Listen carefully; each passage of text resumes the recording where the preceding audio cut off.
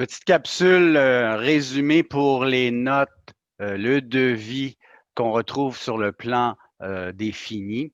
Donc, à prioriser, évidemment, la numérotation de nos notes par section. Donc, on doit s'assurer que la numérotation se fait de façon régulière. Et ici, on voit, ce n'est pas le cas.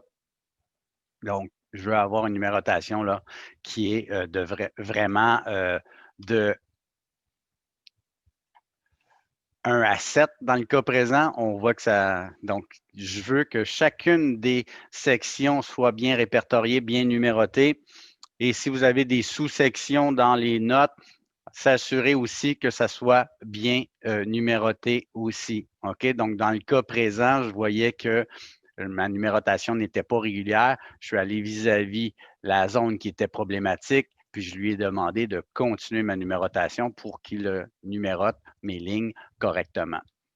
Deuxième point, et non le moindre, c'est que si j'ai des sous-sections dans mon paragraphe, ben, je sais que la préparation de surface, c'est un titre d'une section. Je vais avoir mes notes de 1 à 4, par exemple. Dans la section finition, ben, je vais avoir ma note 1 et 2. Donc, ce que je vais faire, je vais tout simplement repartir ma numérotation dans les sous-sections de ma catégorie. Donc, j'ai tout simplement à aller lui dire, tiens, redémarre à 1 cette section-là, redémarre à 1 cette section-là. Donc, je clique sur démarrer et de cette façon-là, mes sous-sections seront répertoriées plus efficacement. OK? Donc, ce que j'aurais peut-être même tendance à dire, si je ne l'ai pas mentionné, c'est qu'on peut augmenter ou souligner les titres de nos sections. Donc, par exemple, ma section peinture ici, si je l'ouvre, bon, on me dit que c'est à 3,32, ben, je pourrais la grossir un petit peu pour mettre ma hauteur à 1,8, par exemple. OK? Donc, de cette façon-là, je vais canceller.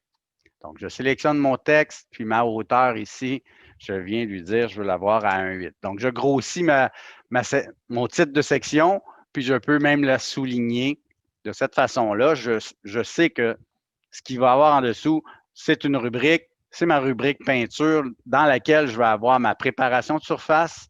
Donc, préparation de surface, je ne suis pas obligé de grossir le texte, mais je vais juste le souligner pour dire, j'ai une section, sous-section, préparation de surface 1, 2, 3, 4.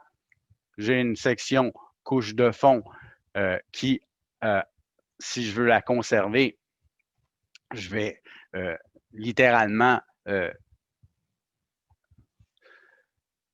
souligner le titre. Donc, dans couche de fond, j'ai juste une note.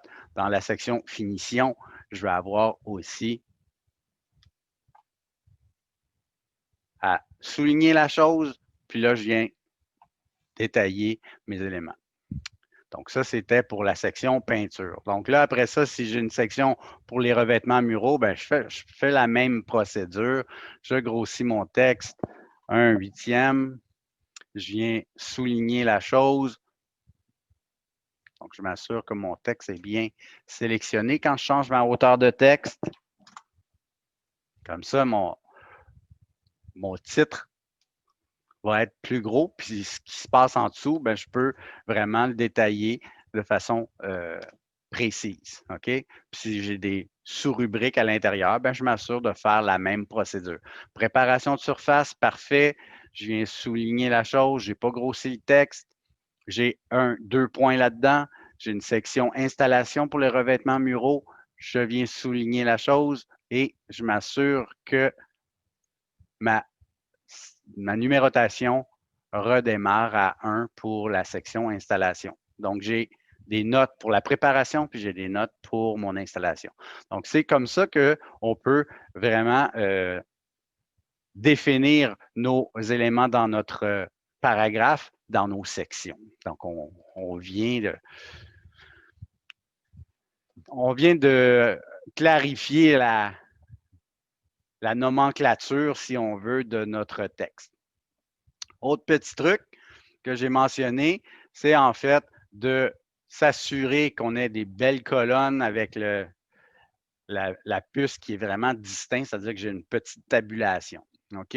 Donc, comment je peux faire ça pour uniformiser mes différentes colonnes? Ben, même principe. Je vais ouvrir mon paragraphe, je vais sélectionner ma section où j'ai des puces. Donc, je sélectionne ça.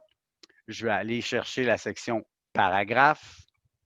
Puis là, je vais lui dire, OK, je veux augmenter un petit peu ma marge de tabulation. Donc, j'ai inscrit la valeur que je voulais. Je lui ai dit de la modifier. Puis dans accrochage, pour les lignes qui vont être en dessous, je veux qu'il s'accroche aussi à cette distance-là. Alors, je vais faire OK. Et mon texte va vraiment parfaitement s'aligner avec des belles colonnes, belle présentation et numérotation à ce moment-là. OK? Donc, c'est à appliquer à chacune de vos sections. Si vous avez des rubriques, vous pouvez intensifier ou souligner le titre. Si vous avez vraiment une section de devis, là, le titre de la rubrique au complet, je viens grossir un petit peu le texte à 1,8, je viens souligner la chose, puis je veux que mes paragraphes soient numérotés par sous-section et aussi qu'il y ait une tabulation à 9,32. Donc, voilà la petite capsule résumée pour le texte. Évidemment, dans le cours, vous aviez vu que la section préparation des surfaces avait été un petit peu modifiée. Donc, en fonction de ce que vous avez dans le PDF, vous pouvez apporter les correctifs. Pour le reste de la disposition, vous pouvez utiliser l'ordre dans lequel le bloc légende définie était fait, c'est-à-dire que vous avez les notes générales de plan défini en premier lieu. J'ai pris les légendes et les notes spécifiques, s'il y en a, je les positionne en dessous. Je me fais une colonne avec toute la section devis, donc installation, préparation de surface de tous mes types de matériaux utilisés. Puis, dernière colonne, toutes les spécifications, donc spécifications de peinture, carrelage et autres s'il y a lieu. Donc, voilà une petite capsule résumée là, pour vous guider pour bien positionner votre texte et autres.